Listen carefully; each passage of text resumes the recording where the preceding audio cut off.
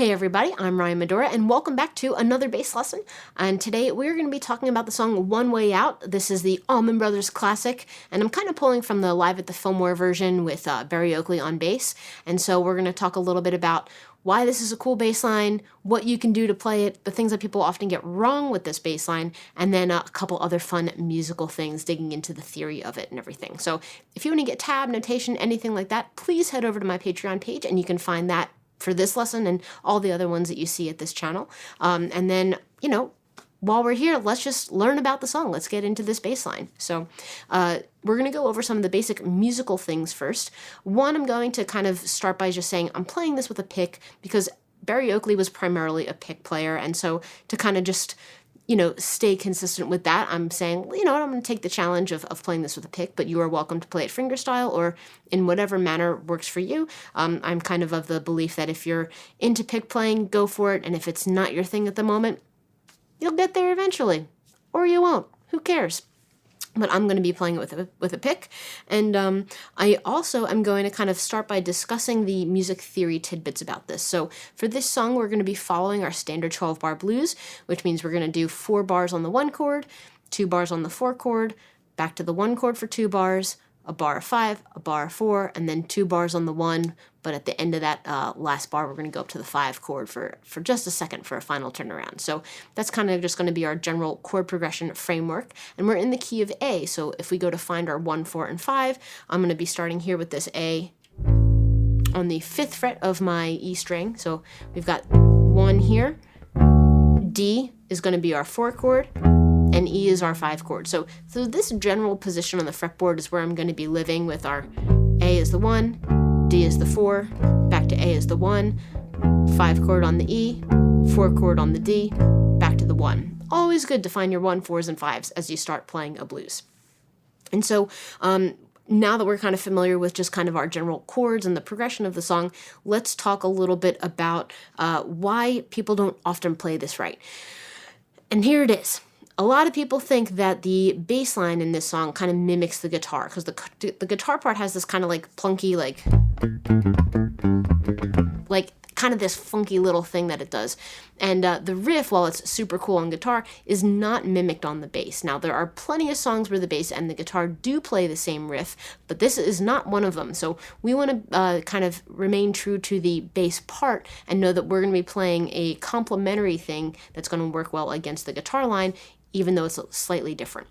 And so one of the things that we're going to be doing is looking at the chord tones that we're playing with. And so really, like, the guitar part is using the root, the 5th, the flat 7, and the octave. So that's, if you think A, E, G, and A. And most of those things are kind of playing up the register. In bass world, we're going to be finding those intervals lower. So we're going to find our root note on the A. I'm going to use my open E as the lower 5th, and then I'm going to grab my lower flat 7, which is the G here. So that's kind of the figure that we're going to be using to find our root note, the 5th, the flat 7, and then we're going to throw this little chromatic note in there, and then we're going to land back at the root. So just from like a theory standpoint, knowing that the guitar riff is playing basically the same intervals that we are, but we're finding them in a different register, that's kind of a cool thing when it comes to creating complementary parts. So as we play this, we're going to start with our root note, hit twice, our lower 5th, the open E, hit twice again, return to the root, and then we're going to basically play the lower 5th, and then go flat 7, natural 7, 1. So that little walk up is going to set up our downbeat, which is really important here because while we play this bass line, that's something that we're going to consistently do is think about how we're setting up the downbeat. So that groove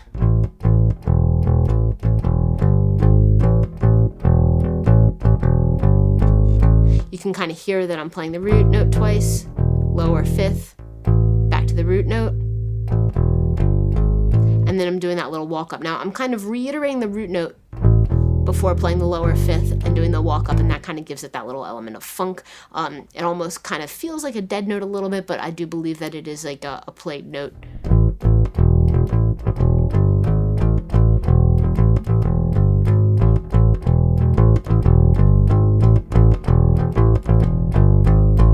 So get that first under your fingers and know that that's going to basically be the framework that we're going to use for the bass line across all the chords in the progression, with a couple little variations and tweaks. So get that worked out on the A chord, and now we're going to play that for 4 times, and then we're going to move to our D chord. Now when we go to the D chord, again, the key thing here is knowing how to set up our downbeat, and that little chromatic move is going to be the thing that does it. So on that 4th bar on our A chord, we're going to kind of, tweak the back side of that bar to prepare for our movement to the D chord. So as we're playing this groove,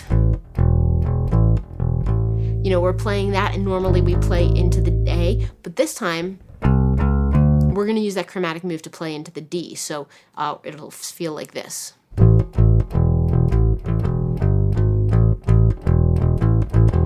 This is our 3rd bar of A. On the 4th bar, you can kind of see that instead of playing the root and going out into our open E, we kind of played the root again, and now that A note is kind of changing its function. It's going from being the root note of the A chord to now the 5th in relation to our D chord, the 4 chord. So that's going to let us play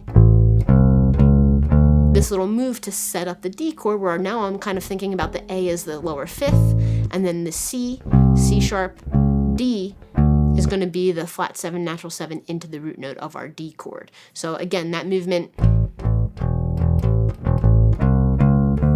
is going to feel like that's going to set up the D chord. Once we're there, we're here for 2 bars. But again, we're going to kind of tweak the back part of that last bar to return to our A chord. So again, you can kind of see that the thing that makes this bass line work is the little chromatic setup that sets up the root note, and so that's the little kind of thing that we're going to kind of adjust to set up the chord that we're going to. So when we're at our A chord going to our D, we're going to set it up like that. When we're at our D chord going to the A,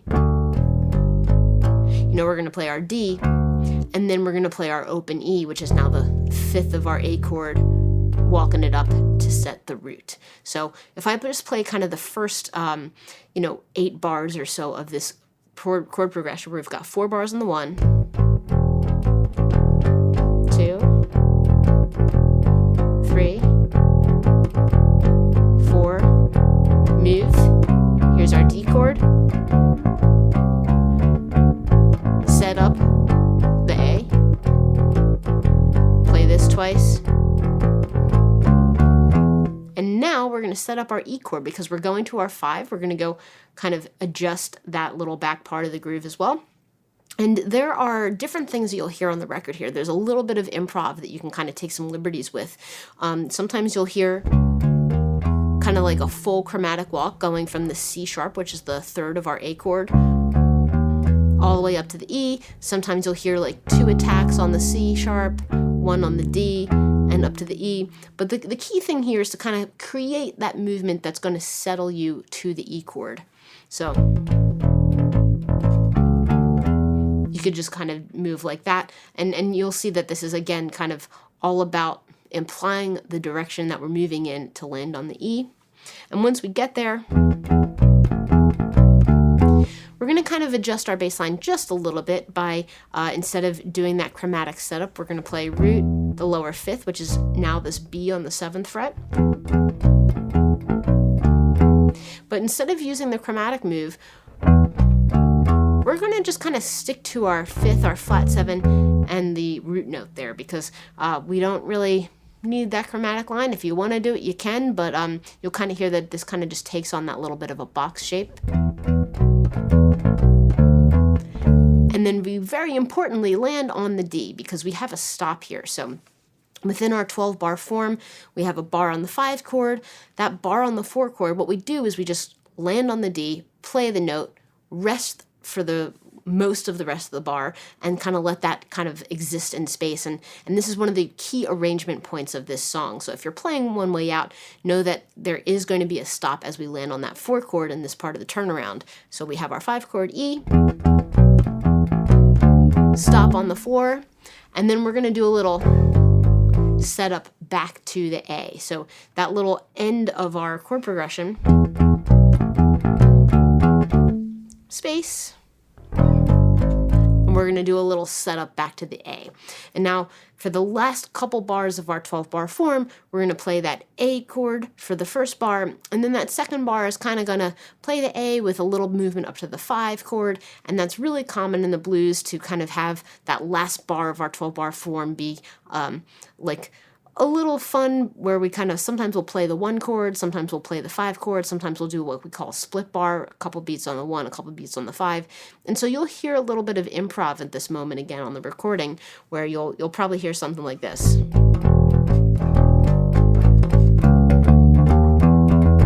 Where we're doing again like a little chromatic line that goes up to the 5 chord and then is going to return to the 1. So if we go through the whole thing, it's going to sound like this.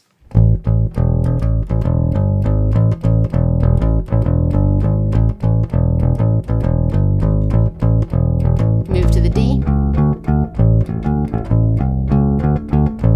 back to A,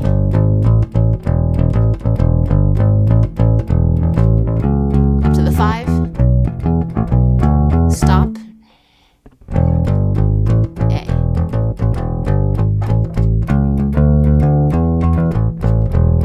And there we are, going around and around again. So this is basically the general form of the bass line, everything you need to know to get this started. And again, if you want to get tab notation, please head over to my Patreon page and you can find it there. And just know that this is a great song to have in your repertoire. It's perfect for learning how to play with the pick. It's great for just getting started with the blues, and it's a lot of fun to play. So happy practicing, everybody. Keep it groovy.